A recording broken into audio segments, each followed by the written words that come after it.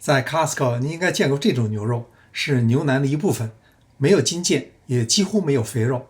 看着粗壮的肉丝，第一感觉这肉不好做，所以很多人不敢买。其实很多中餐馆常用这个部位来炒菜。这块牛肉适合烧烤、炙烤或煎炸之类快速烹饪的方法。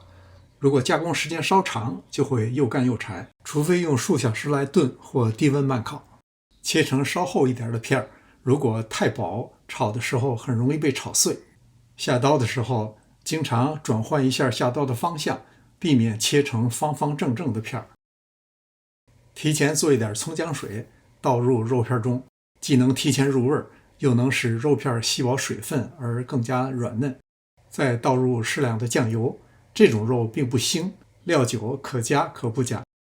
再打入一个蛋清，如果加入蛋黄，炒熟以后肉片表面缺乏光泽，还可能出现很多碎渣子。拌匀以后，肉片很轻松就把刚才加的水分吸光了。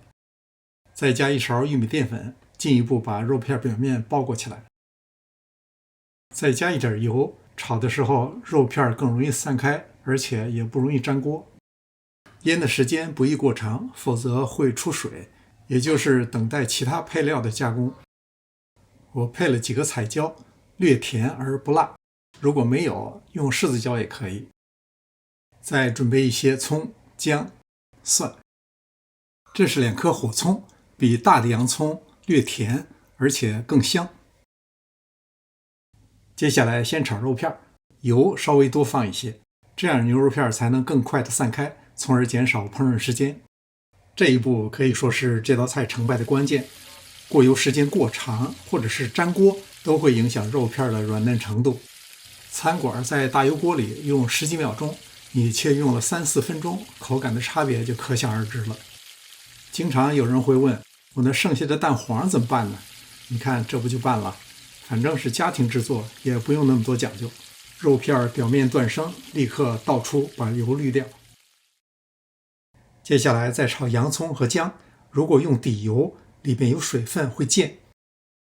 炒出香味以后，再下入葱和蒜。接着倒入彩椒，这时候就可以调味了。加入适量的盐和酱油，如果刚才那个葱姜水还有富裕，也可以一股脑的放进来，当然水不能太多。彩椒断生以后，下入牛肉片，到这个时候就不要磨磨蹭蹭、流连忘返了，颠匀以后立刻出锅。如果按照这个方法您做一次，就会发现自己做出了一盘最为软嫩的炒牛肉。感谢您的观看，临走前别忘了点赞订阅。这里是上师厨房，我们下次再见。